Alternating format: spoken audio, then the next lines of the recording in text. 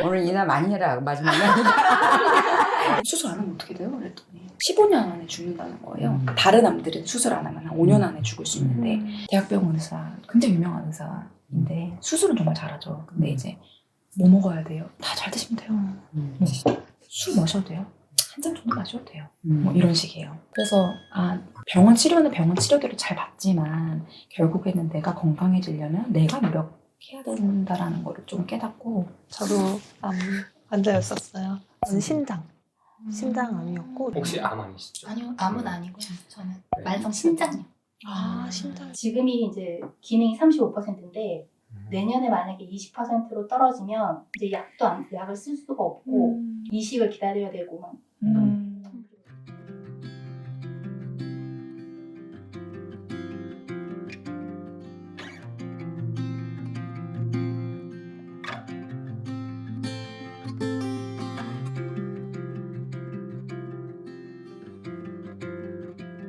오늘 메뉴예요. 오늘 메인 메뉴로 대구탕 했어요. 대구탕이 진짜 시원하고 맛있어요.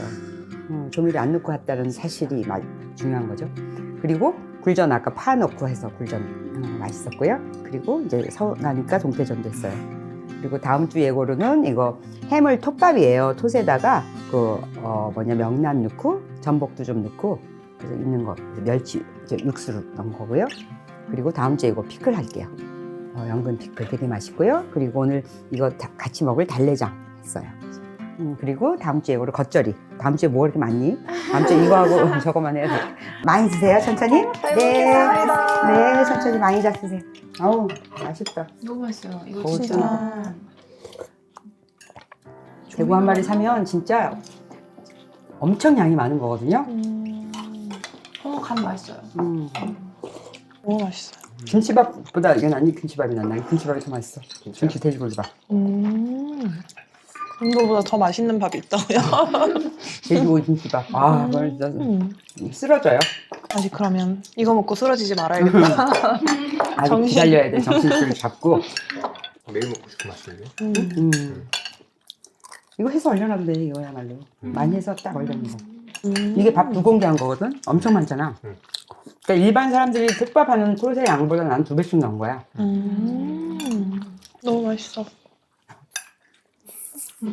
저는 혼자 산 지 너무 오래되니까 집에서 항상 요리를 해 먹으면 매일 똑같은 걸 먹게 되는 거예요. 혼자 사니까. 많이 해놓으면 이거 다 먹을 때까지. 그렇지. 그쵸? 네. 그쵸? 이거 질리고 이제. 맞아. 근데 또 먹는 게 이게 익숙해지니까 그거를 먹어야지 밥을 먹은 것 같은 느낌이 좀 들어요. 밖에서 밥 먹고 집에 들어가면 밥 먹고 싶은 거예요. 간 진짜 고소하다. 간 더 있어요. 간 살살 녹아요. 간 진짜. 고소해. 와, 장 너무 좋다. 달래장? 달래가 주는 감동이야, 이거는. 진짜. 특별히 맛보다도 달래 이 자체가. 시기에 봄이 온 시기에 그러니까. 먹을 수 있잖아요. 저는 음악 전공이었어요. 어떤 거요? 국악 작곡. 오, 멋있어. 맛있지. 대학까지 그렇게 갔었어요. 대학교 다닐 때 이제 음악을 하다가 이게 슬럼프가 좀 왔던 것 같아요. 근데 이제 그 슬럼프에서부터 막 도피하기 위해서 이것저것 하던 게 그중 하나가 이제 운동이었고 대학교 가서? 네네. 3학년 때 이제 운동에다가 너무 이제 시간을 쏟고 거기에서 막 스트레스가 풀리고 그러니까 이 운동이 너무 재밌어진 거예요. 잘하게 되고 뭔가 더 막 바벨도 무거운 걸 들어보고 싶고 더 빨리 달리고 싶고 이런 운동이 뭐가 없을까? 찾았더니 그게 이제 크로스핏이었어요. 또 잘하면 재밌고 재밌으면 또 더 잘하려고 하잖아요.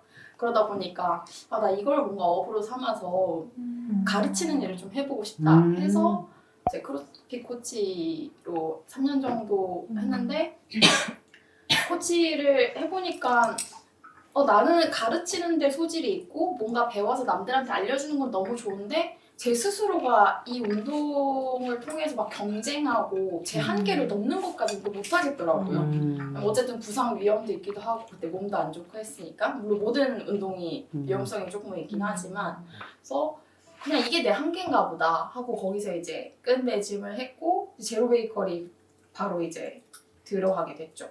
저희서 직원이었어요. 네. 아, 네. 오늘 이나 많이 해라. 마지막에. 네, 이거 듣고 싶어. 오늘 게스트예요. 그래서 회사를 다니다가 어쨌든 이제 스타트업이고 그때는 한 사람 이제 초창기다 보니까 한 사람이 여러 가지 일을 했어야 됐어요. 이것도 해보고 저것도 해보고 하다가 2년 정도 일을 하고 나니까 또 그런 의문이 드는 거죠. 그럼 난 뭐 하는 사람이지? 그런 커리어적인 정체성에 대한 고민을 하다가 아 그럼 나 하나를 이제 정해서 그 분야만 한번 파봐야겠다 하고 회사를 이제 이직을 하게 된 거죠. 다른 회사에 가서 마케팅 기획 업무를 또 했었어요. 근데 일은 너무 재밌고 회사도 소위 말하는 이제 적게 일하고 많이 버는 되게 널널한 회사였는데 그 회사가 그냥 이제 좋게 넘어가는 그런 분위기 있잖아요. 그냥 대충 그냥 잘 넘어가자. 으쌰으쌰해서 뭔가 이렇게 재밌게 일을 하는 게 아니라 그냥 슬렁슬렁 이렇게 하다 보니까 돈 잘 벌었나 보네요, 회사가. 회사가 돈을 하는 거에 비해 돈을 되게 잘 벌었어요. 어딘지는 말씀드릴 수 없습니다. 다 그런 회사 좋아하지 않냐? 그렇긴 한데 이 회사를 나가면 제가 제 포트폴리오에 쓸 게 없는 거예요. 대단한 걸 내가 한 게 있나? 없어요. 그냥 고만고만한 성장만 걸 해. 했으니까. 근데 성장을 이제 못하는 거죠. 그러면 나 이제 회사란 것도 한번 벗어나보자. 나 혼자 할 수 있는 일이 뭐가 있지? 그 전까지 이제 요가 수련을 계속 해왔고 자격증도 땄었거든요. 그러면 요가 강사 한번 해보자 해서 이제 프리랜서로 그럼 이제 앞으로 요가 교수를 쭉 하시는. 네, 뭐 모르죠. 또 어떤 의문이 들면 또 거기서 또 답을 찾지 않을까요? 맞아. 예전에는 누가 너 나중에 뭐 할래? 그럼 나 지금 이거 계속 할 건데 이렇게 확신을 했었는데 이제는 오히려 지금 너무 안정적인데도 잘 모르겠어요. 나중에 혹시 모르잖아 이런 질문이 올라오는 거죠. 근데 지금 요가 강사로서는 되게 잘 하고 계시잖아요. 네, 잘. 찾는 데도 되게 많고. 저도 배우고 싶어요. 지금 제가 가겠습니다. 어디서 주로 강의하세요? 저요? 저는 온라인 수업하고 온라인. 그리고 학교랑 공공기관 주로 수업을 많이 하고 있어서 오프라인 수업하는 데는 거기 잠실나루 쪽에 슬로우 벗 배럴이라는 요가 스튜디오가 있습니다. 홍보 한번 해도 되나요? 하고 가세요. 여러분 이제 수업 들으려면 어떻게 되는지 알려주세요. 여러분 안녕하세요.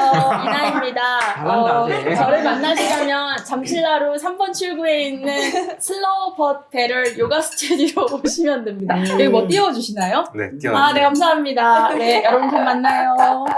온라인 수업 어떻게 되는지 알려주세요. 온라인 수업은 제 인스타그램 프로필 링크로 오셔서 신청해 주시면 감사하겠습니다. 월수금 아침 6시 반부터 7시까지 함께 수련해요. 줌으로 듣는. 줌으로 듣는 온라인 수업입니다. 네. 이난이 수업 들으니까 되게 좋더라고요. 너무 좋았어. 이나가 참 편안하게 잘해. 2년이라는 게 진짜 재밌죠. 이 모든 게 다 수학하시다가 지금 이렇게 하고 계시고 국악 작곡하시다가 이러고 계시고 저는 그래서 약간 너무 계획을 빡빡하게 잡으면 안 된다고 생각하거든요. 왜냐면 그러면 내가 그 순간순간 사실 그 판단이 맞는지 알 수가 없는데 내가 이미 계획했던 대로 가보려고 하면 우리가 계속해서 새로운 걸 보잖아요. 근데 그걸 놓쳐버리게 되는 거죠. 왜냐면 계획이 있으니까. 그래서 저는 여행할 때도 어쩌면 이렇게 여행할 때 지금처럼 저는 여행 갈 때 예를 들어서 도착한 날 숙소만 잡아놔요. 그날은 내가 숙소를 구할 시간이 없으니까. 그리고 그 다음 일정은 숙소가 하나도 없어. 그리고 어떻게 하냐면 그날 도착해서 그날 그 숙소의 스태프한테 여기서 나 뭐 하면 제일 좋을까 물어봐요. 그리고 숙소 추천받아요.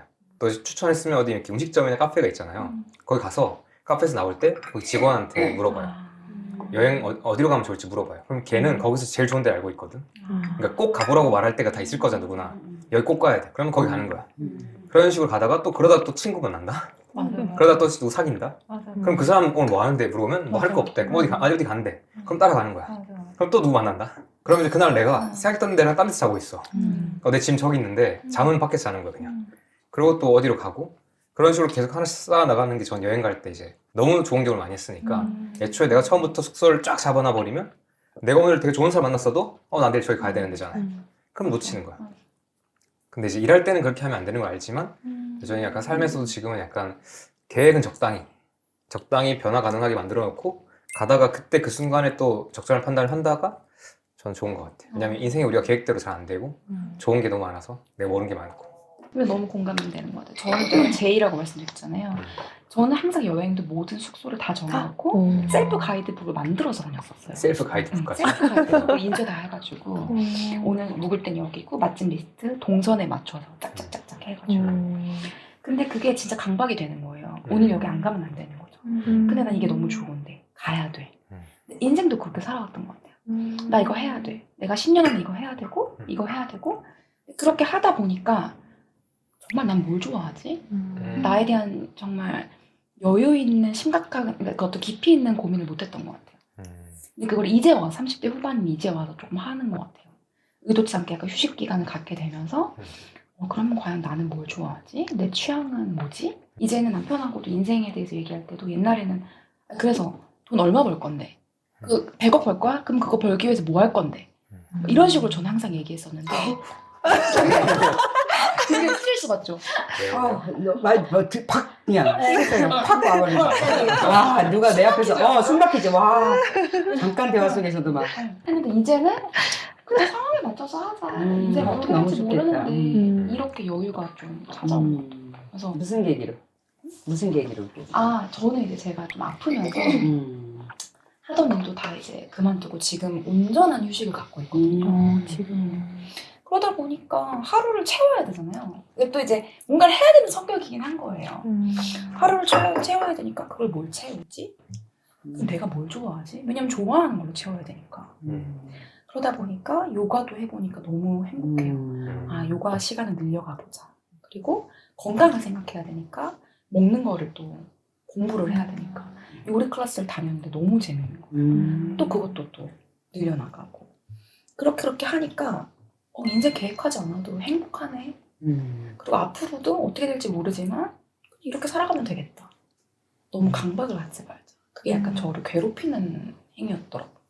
지난번에도 나온 것 같은데 지금 이렇게 돈을 벌고 지금 무슨 공부를 하고 지금 뭔가 애를 쓰고 하는 게 결국 지금 요 모습을 나중에 그러려고 하는 거죠. 우리가 지금 이렇게 진짜 걱정 없이 편안하게 쉬고 그게 궁극이잖아. 그지? 그러려고 이제 뭐 공부도 해보고 집도 사고 뭐 직장도 근데 지금부터 그러고 살면 지금부터 그렇게 살면 평생 그러고 살 수 있는 것 같아요. 건강은 다 회복하신 거예요? 저는 회복했다고 생각하고 있어요. 네, 그렇게 어디가 살고 있어요. 아팠어요? 저는 암이었어요. 그래서 흉선암이라고 사실은 예전에는 희귀암에 속했었는데 폐하고 심장 사이에는 흉선이라는 면역을 담당하는 조직이 있는데 거기에 이제 암이 생겨가지고 아이고. 그래가지고 재작년 12월에 수술을 한번 하고 이제 방사선도 이제 했었고요. 그리고 저는 방사선 끝나고 이틀 뒤인가 다시 회사를 갔어요.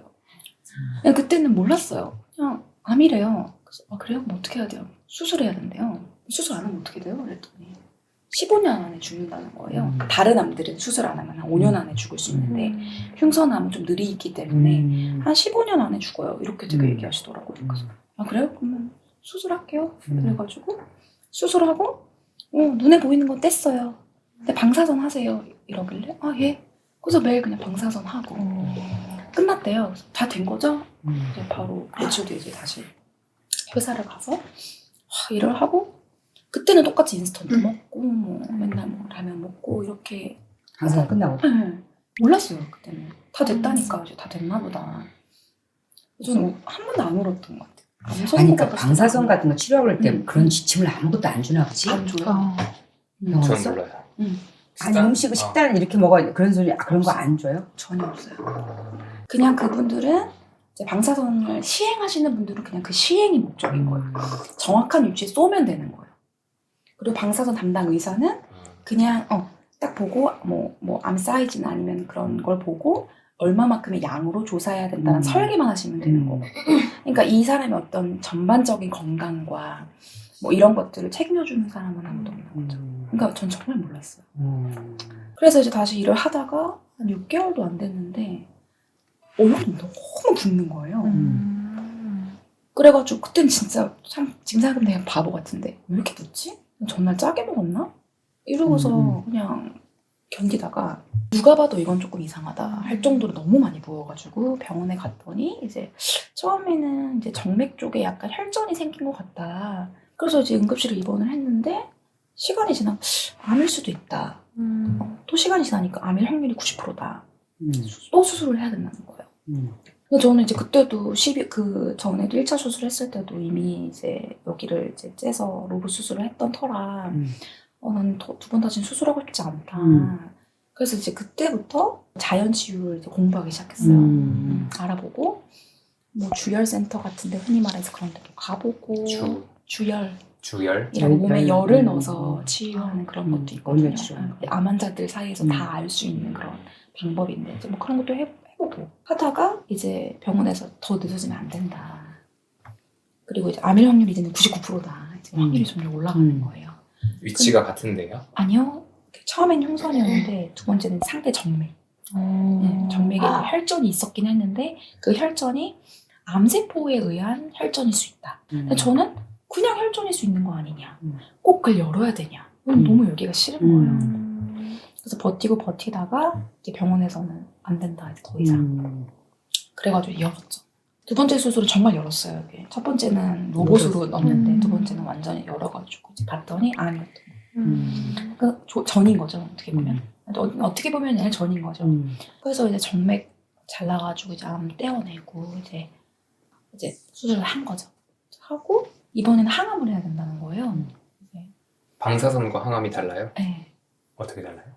방사선은 그렇게 그냥 쬐는 거예요. 조사. 방사선을 이렇게 쬐서 이제 암을 없애는 거고 항암은 약 같은 거를 이제 혈관에 넣어가지고 그 독한 약이 이제 혈관에 싹 퍼져서 이제 암을 죽이는 거라서 사실은 부작용이라던가 힘든 건 항암이 훨씬 힘들죠. 이게 화학적 치료라고 하나요? 네, 화학적 항암. 그래서 그걸 하면은 보통 다 이제 머리가 흔히 말하는 우리 머리 빠지고 막 구토하는 게 이제 항암이었던 거예요. 그래서 항암만큼은 하지 않았으면 좋겠는데 항암도 하게 된 거예요. 근데 이제 그때는 제가 이게 그냥 내가 쉽게 넘어갈 건 아니었구나. 그냥 치료가 됐다고 해서 끝난 게 아니었구나. 이제 그때 알게 됐어요. 그래서 그때부터 책도 읽고 뭐 그런 건강 관련된 뭐 유튜브도 보고 좀 좋은 건강한 밥상에 대한 수업도 듣고 혼자서 이렇게 많이 공부했던 것 같아요. 그래서 내 건강은 내가 책임지는 거구나. 왜냐면 그조차도 대학병원 의사, 굉장히 유명한 의사인데 수술은 정말 잘하죠. 근데 이제 뭐 먹어야 돼요? 다 잘 드시면 돼요. 뭐, 술 마셔도 돼요. 한 잔 정도 마셔도 돼요. 뭐 이런 식이에요. 그래서 병원 치료는 병원 치료대로 잘 받지만 결국에는 내가 건강해지려면 내가 노력해야 된다라는 거를 좀 깨닫고 그때부터는 이제 쉼을 가지고 회사도 이제 당분간은 휴직을 내고 온전히 이제 저를 위해서 좀 살아가는 시간을 갖고 있어요. 지금은. 그게 언제적의 얘기예요? 그게 이제 작년 제가 아이고, 6월에 하나 머리도 작년 6월이요? 진짜 얼마 안 됐어요. 머리 자르고 그 의사 선생님은 제가 이제 두 번째 수술을 했었을 때 6개월 만에 전이가 됐으니까 사실은 좀 예후가 좋지 않았던 거예요. 그래서 저한테 제발 이제 앞으로 재발 확률이 70% 이상이라고 말씀을 하긴 하셨어요. 근데 저는 약간 내가 걸리면 100%고 내가 안 걸리면 0%잖아요. 그래서 그냥 그런 마음으로 살아가고 있는 것 같아요. 그때도 안 울었어요? 아니 그때 울었어요. 왜 울었어요 그때는? 그때는 좀 무섭기도 했고 70? 70%라고? 약간 근데 이제 제 옆에 남편이 있었는데 그 말이 되게 힘이 됐어요. 저한테 진짜 내가 당장 내일도 교통사고로 죽을 수 있어. 사람 일은 어떻게 될지 모르잖아. 근데 꼭 그렇게 우리가 확률에 너무 연연하지 말자. 그런 긍정적인 생각을 가져야겠다 지금. 안 그럼 내가 무너지겠다. 그래서 그냥 병원 앞에서 좀 울었지만 그다음부터는 또 지난 수요일날 며칠 전이죠. CT 찍었거든요. 이제 추적 관찰해야 되니까. 그래서 다음 주 수요일날 의사 선생님 만나러 가요. 좋을 것 같아. 얼굴 혈색으로 봐서는. 정말요? 아팠다 하니까 아픈 줄 알지. 전혀. 전혀 내색도 없어. 암에 걸리고 나니까 암에 걸린 사람이 되게 많더라고요. 암에 걸린 데로만 가니까 걸지가 않지. 맞아. 또 그런 인연이 또 생기고. 그렇죠. 그리고 저는 이제 아기가 있거든요. 아기가 29개월, 28개월 이렇게 됐어요. 그러면 약간 아기가 언제 나온 건데? 아기는 21년도에 나왔고 그러니까 나왔구나. 제가 아팠을 때가 이제 아기가 뭐 한 이제 2돌 전에 아, 그러니까 진짜 아기 때구나. 근데 저 입원에 했을 때 남편은 제 병간호하고 이제 양가 어머님들이 번갈아 가면서 애기 봐주고 너무 그랬었는데 감사하다. 온 가족이요. 네, 애 그래서- 보는 문제가 아니라 네. 그 근심 때문에. 그러니까 그냥 이렇게 놀러 간 사람들 애 보는 게 아니잖아. 그러니까 그래서 아마 굉장히 힘들으시겠다. 네, 엄마도 그렇고 어머님도 그렇고 이제 걱정되고 하지만 어쨌든 본인들이 해줄 수 있는 게 그거니까 그걸 했고 또 그 아이를 보면 정신 없잖아요.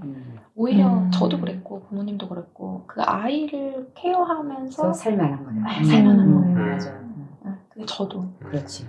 하나말 때 사실 저도 되게 힘들었거든요. 근데 그렇지만 내가 얘를 보면서 또 그 순간을 나름 행복하게 또 보내게 됐고 스스로는 제 아이를 이제 복덩이라고 생각하거든요. 그러네요. 다 살리는. 네, 정말 정말. 암 환자가 되게 많다 했잖아요. 네. 옆에도 계시거든요. 저도 환자였었어요.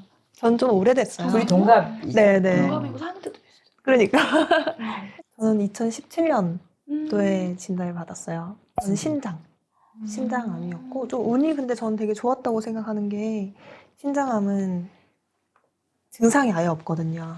증상이 없어서 증상이 나타나서 발견될 때쯤 되면 보통은 말기나 아니면 전이가 돼서 다른 데서 발견이 돼요.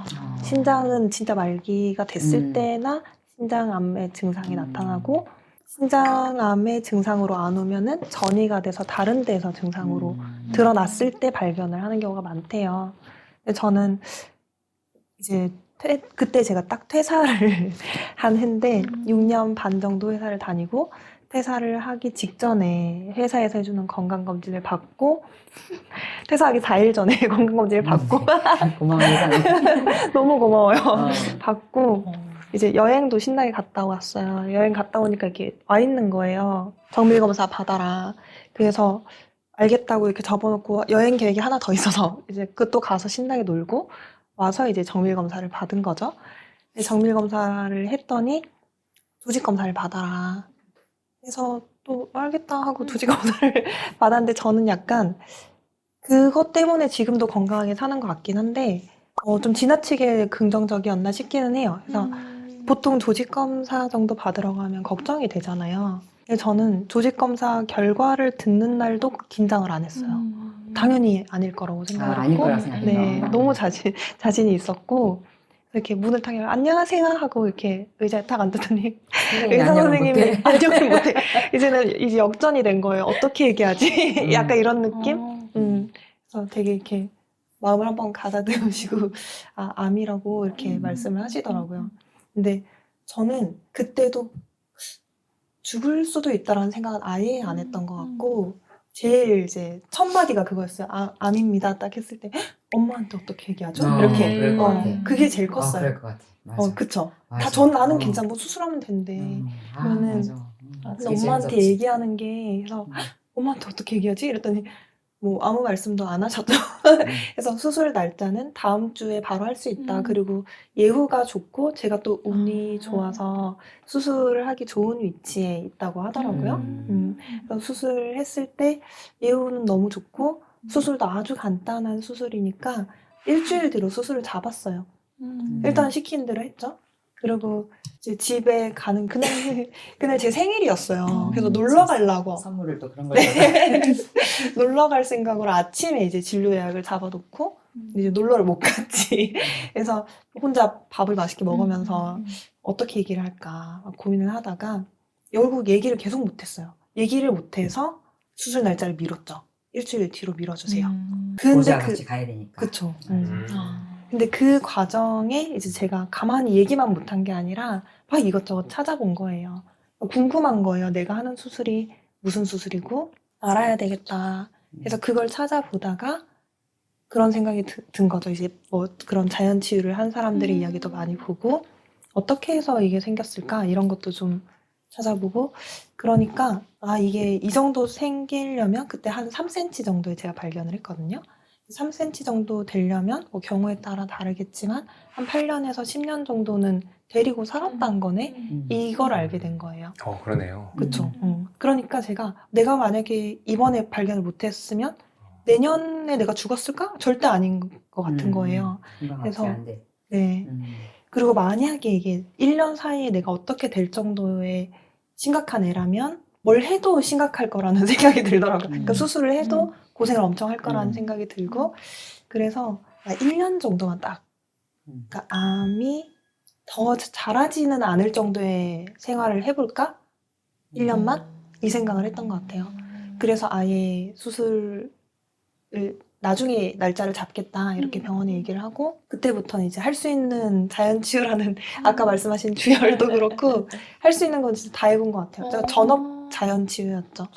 전업 자연치유를 엄마랑 같이. 그러니까 엄마가 엄청 고생하셨어요. 혼자서는 절대 못하겠더라고요. 막 30분 간격으로 뭘 자꾸 해먹어야 돼.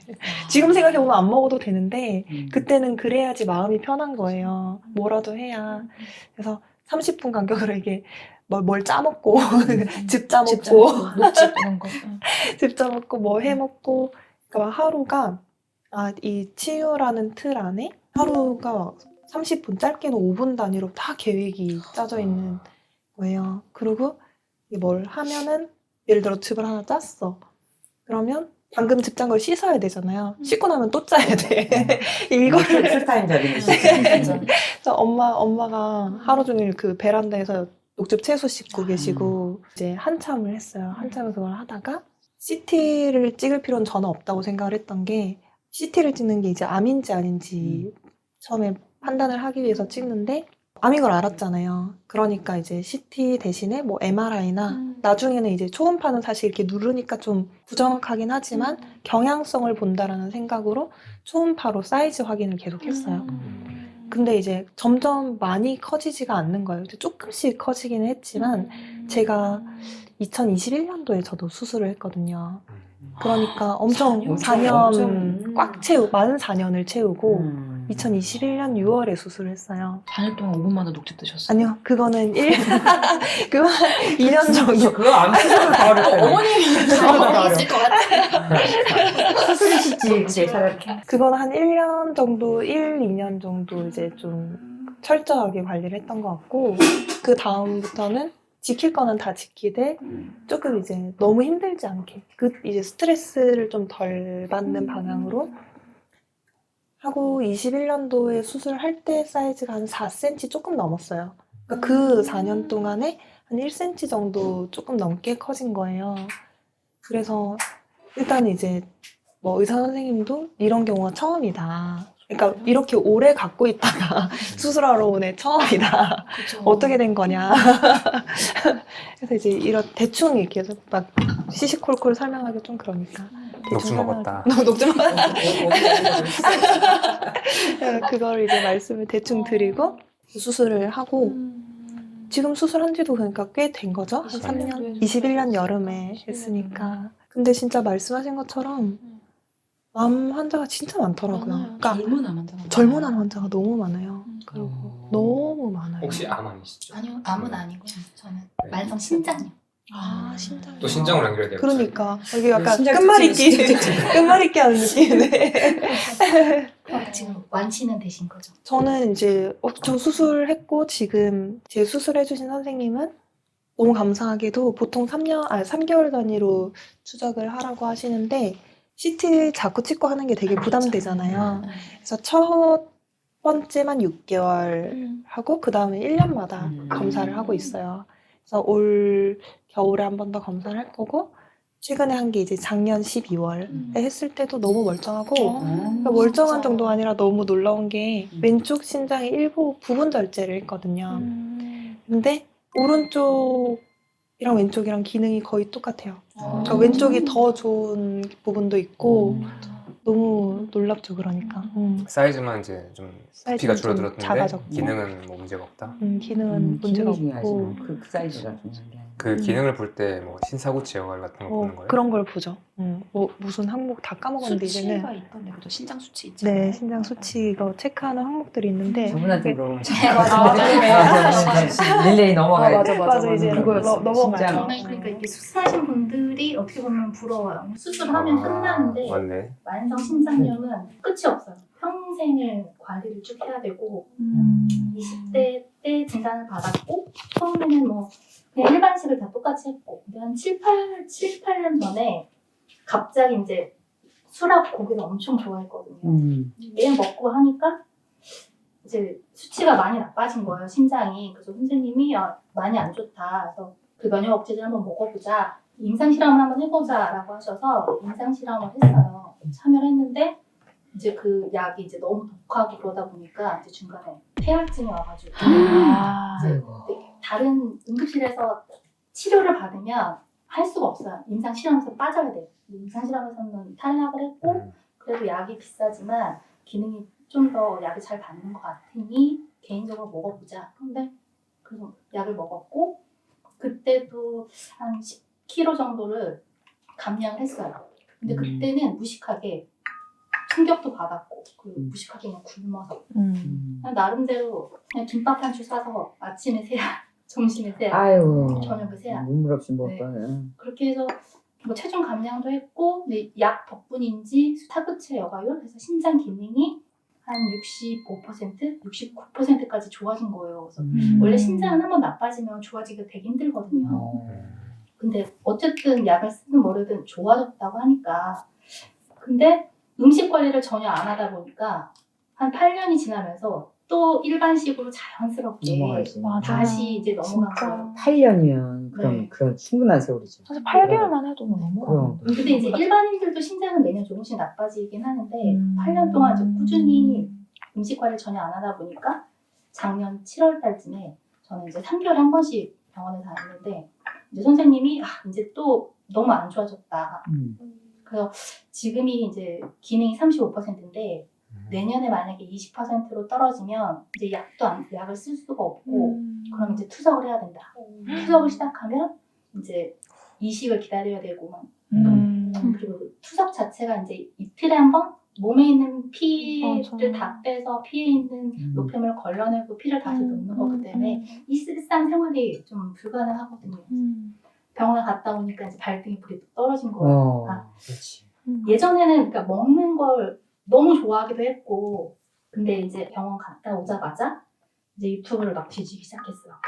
건강한 걸. 근데 신장 관련해서는 아무리 뭘 찾아도 그냥 뭐 다 원래 신장 관련해서는 먹을 수 있는 게 별로 없어요. 다 안 좋다고만 나오고 다 안 좋죠. 다 안 좋고 뭐 믿을 수 있는 것도 없고 어. 자료도 뭐 별로 없어요. 뭐 수박 좋다, 뭐 옥수수 수염차 좋다, 뭐 이런 정도지 좋은 게 별로 없어요. 그래서 근데 이 병을 오래 알고 있었지만 조금 더 이제는 제대로 알아야 되겠다. 그래서 뭘 먹을 수 있을까를 막 검색을 했어요. 근데 병원 갔다 오고 나서 충격도 받았고 입맛도 없고. 근데 유튜브를 막 뒤지다가 이제 경림 영상을 보게 된 거예요.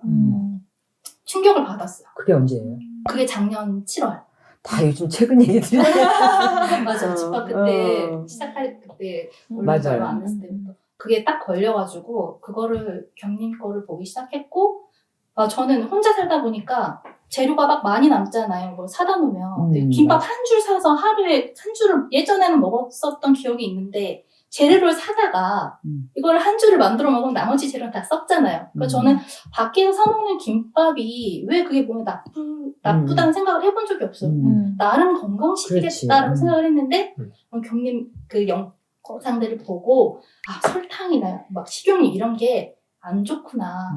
그러니까 일반식으로 돌아갔던 이유가 그거였어요. 그냥 밖에서 나름대로 조금 건강한 걸 사다가 그냥 집에서만 먹을 뿐이다라고 생각을 했는데 집에서 해먹는 거하고 그게 차이가 있구나. 차이가 크구나. 그걸 알고 나니까 배달 음식을 진짜 그날부터 끊었고 그리고 엄마하고 언니한테도 영상들 보내주고 앞으로 이제 일반식은 많이 못 들어갈 것 같고 그리고 어쩌다 한 번씩 가족들이랑도 밥을 계속 먹어야 되는데 내가 엄마 집에 가서 밥을 먹고 언니네 집에 가서 밥을 먹어야 하는데 설탕이나 식용유나 이런 게 몸에 엄청 안 좋고 이제 그런 영상들 보내주고 하면서 이거를 같이 어느 정도는 지켜줘야 밥이라도 같이 씻으니까 먹을 수 있겠다 싶어서 그걸 보내드렸고 에레님 영상 처음에 그 야채찜부터 시작해서 그거를 하려니까 어쨌든 필요한 재료들이 있잖아요. 쿠팡에다 이제 재료들을 이제 시키니까 택배 올 때까지 한 2, 3일 거의 이제 굶었던 것 같고 재료가 오고 나서부터 이제 요리를 시작했고 근데 약이 스테로이드가 좀 몸이 많이 힘들어요. 그러니까 약까지 먹다 보니까 살이 원래는 60에서 한 62kg. 거기서 이제 계속 왔다 갔다 했는데 일주일 지나니까 5kg, 한 2주일 지나니까 7, 8kg. 그러니까 10kg 빠지는데 한 달이 안 걸렸던 것 같아요. 어이구 너무 빨리 봤어. 그러니까 집에서 좀 청소 한 10분 하다가 소파에 누워서 한 10분 쉬고 설거지 한 10분 하다가 소파에 누워서 쉬고 기운도 없고 이제 약은 약대로 하고 근데 이제 음식을 동그랑땡도 하고 해서 먹어보니까 너무 맛있는 거예요. 그런 게 없이 너무 맛있어. 네. 입에도. 네. 참 다행이다. 너무 맛있고 입에도 너무 잘 맞았어요.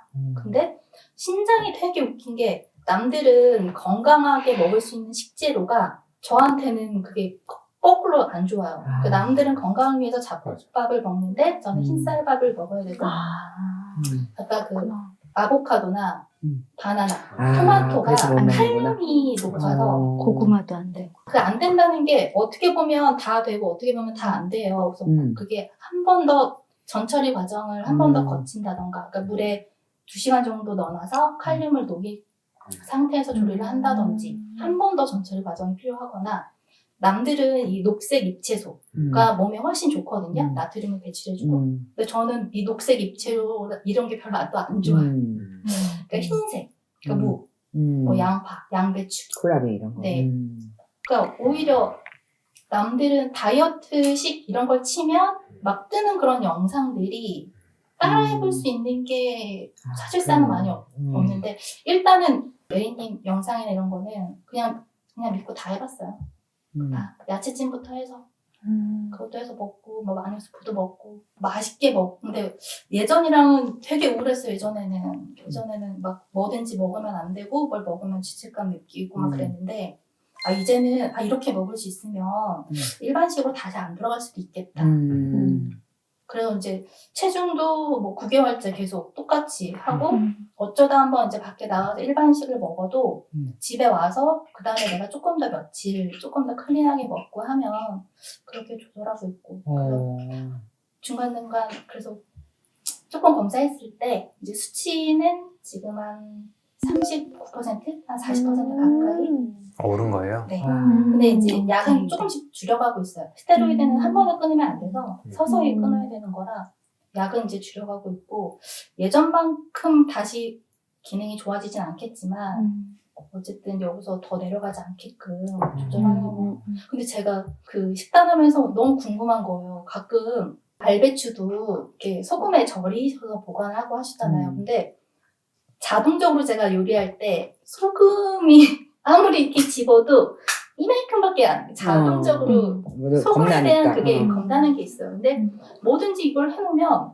좀 자주 부패가 돼요. 그렇지. 그러면 소금이 안 들어가서 그런가?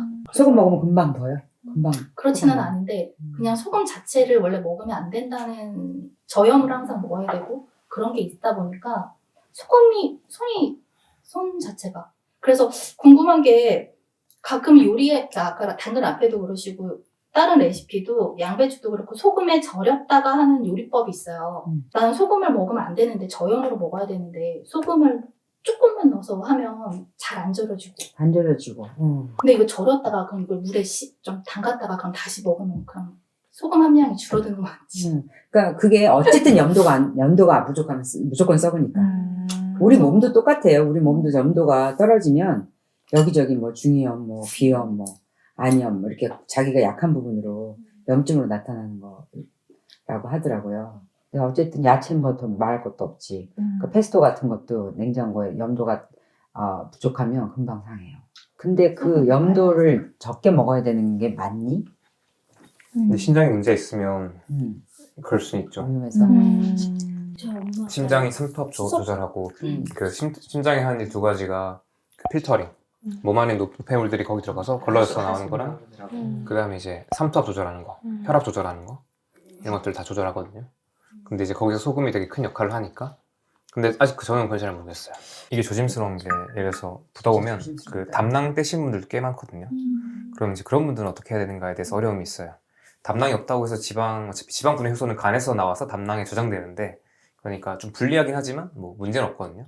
근데 여전히 이제 지방 소화가 어려울 수밖에 없는 맥락이고 신장도 되게 어떤 기능이 있는데 그게 없는 상태니까 이제 정상적인 물질인 칼륨이나 이제 나트륨 같은 것들이 부담이 되고 뭐 단백질 아미노산도 부담된다 하고 단백질이 제일 큰 문제예요. 고기 먹지 말라고. 남들은 네.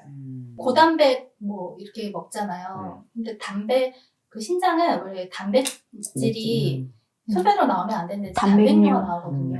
그러면 단백질을 제한한다는 게 그럼 나는 오히려 탄수화물을 먹어야 되나 이런 생각을 그냥 오히려 밥을 먹을까? 단백질을 먹지 말고 다이어트라든지 뭘 치면 다 단백질 관련해서 나오니까 그것도 고민이에요. 단백질을.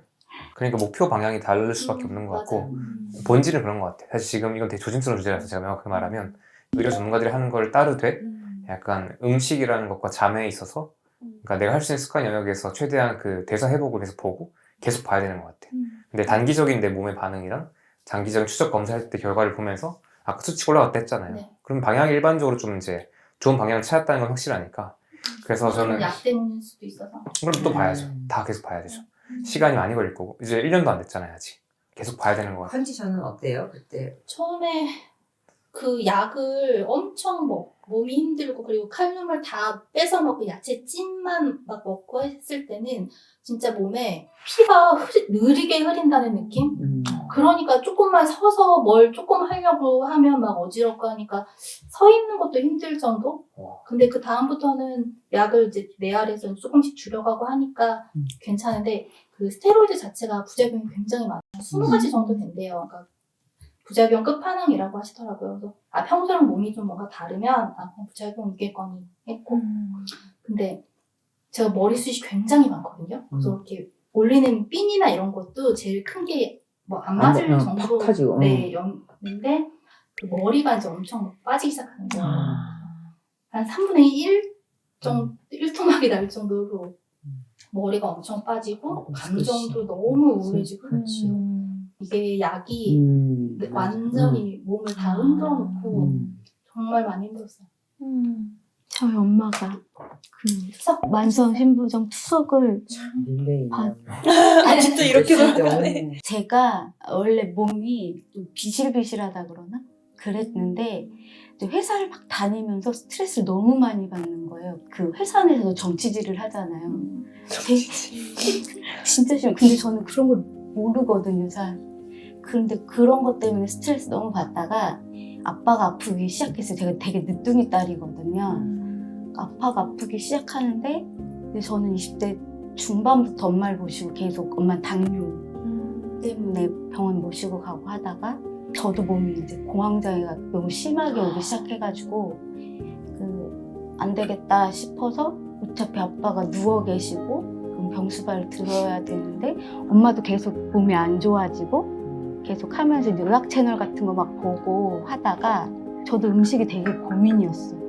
근데 아빠가 먼저 돌아가셨거든요. 그러니까 아빠가 정확히 한 5년 전쯤 돌아가셨는데 아빠 돌아가시고 딱 1개월 만에 엄마가 아프기 시작하는 거예요. 근데 그때 대상포진이 갑자기 와서 얼른 엄마 모시고 갔는데 병원에서